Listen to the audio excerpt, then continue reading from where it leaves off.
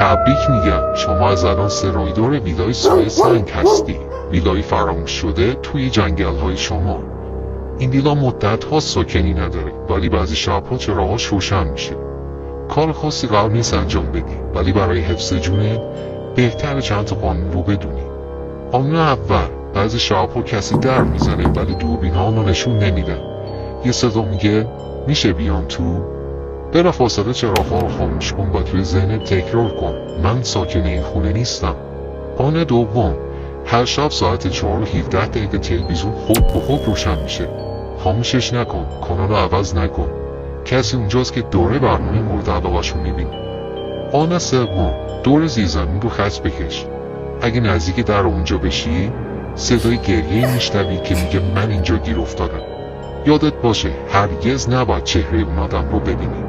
قانون چهارم، دایره داخل اتاق سوم نگاه کن.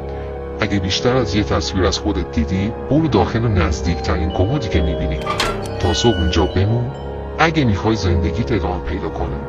این موضوع خیلی جدیه.